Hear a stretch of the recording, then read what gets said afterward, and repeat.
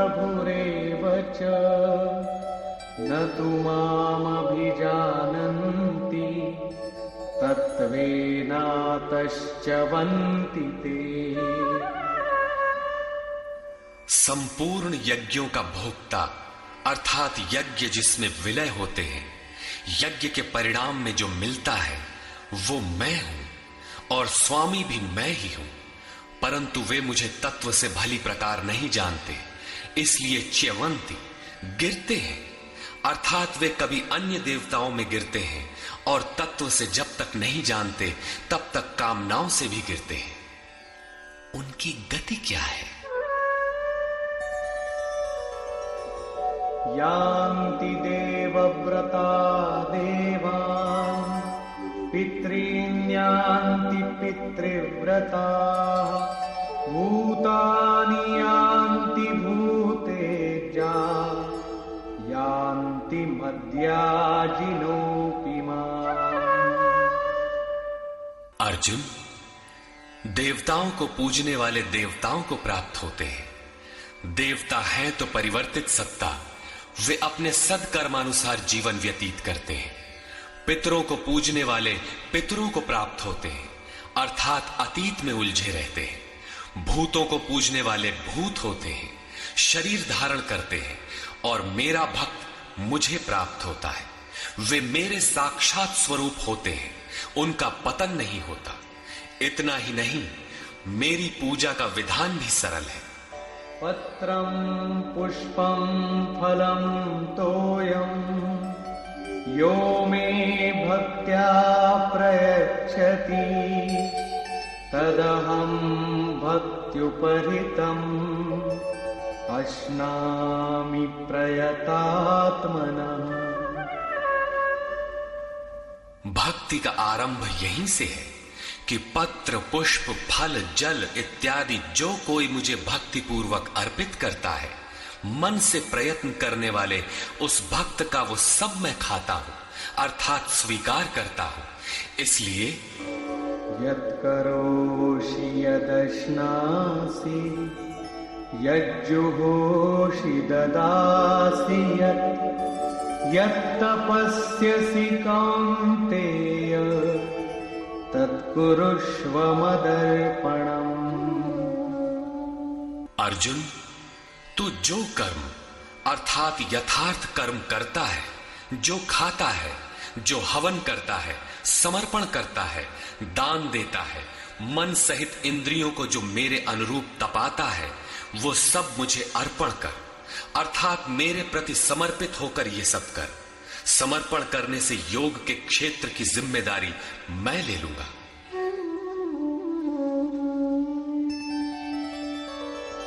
शुभाशुभ फलैरेवम् मोक्ष्यसे कर्म बन्धनैः संन्यासयोगयुक्तात्मा विमुक्तो मामुपैष्यसि। इस प्रकार सर्वस्व के न्यास संन्यास योग से युक्त हुआ तू शुभाशुभ फलदाता कर्मों के बंधन से मुक्त होकर मुझे प्राप्त होगा। उपर्युक्त 3 श्लोकों में योगेश्वर श्री कृष्ण ने क्रमबद्ध साधन और उसके परिणाम का चित्रण किया है। पहले पत्र, पुष्प, फल, जल का पूर्ण श्रद्धा से अर्पण, दूसरे समर्पित होकर कर्म का आचरण, और तीसरे पूर्ण समर्पण के साथ सर्वस्व का त्याग। इनके द्वारा कर्म बंधन से विमुक्त अर्थात विशेष रूप से मुक्त हो जाएगा। मुक्ति से मिलेगा क्या? बताया, मुझे प्राप्त होगा। यहां मुक्ति और प्राप्ति एक दूसरे के पूरक है। आपकी प्राप्ति ही मुक्ति है, तो उससे लाभ इस पर कहते हैं समोहं सर्वभूतेषु न मे द्वेषोऽस्ति न प्रियः ये भजन्ति तु मां भक्त्या मयि ते तेषु चाप्यहम्। सृष्टि में न मेरा कोई प्रिय है और न अप्रिय है, किंतु जो अनन्य भक्त है वो मुझ में है और मैं उसमें हूं। यही मेरा एकमात्र रिश्ता है, उसमें परिपूर्ण हो जाता हूं। मुझ में और उसमें कोई अंतर नहीं रह जाता। तब तो बहुत भाग्यशाली लोग ही भजन करते होंगे। भजन करने का अधिकार किसे है? इस पर योगेश्वर श्री कृष्ण कहते हैं, अपि चेत् सुदुराचारो भजते मामनन्यभाक् साधुरेव समन्तव्यः सम्यग् व्यवसितो हि सः।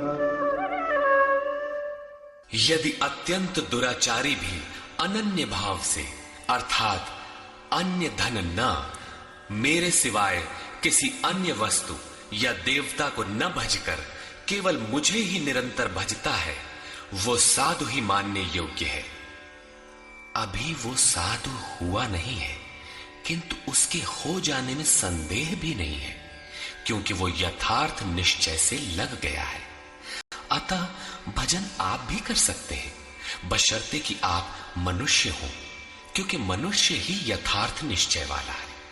गीता पापियों का उद्धार करती है और वो पथिक क्षिप्रं भवति धर्मात्मा शश्वच्छान्तिं निगच्छति कौन्तेय प्रतिजानीहि न मे भक्तः प्रणश्यति।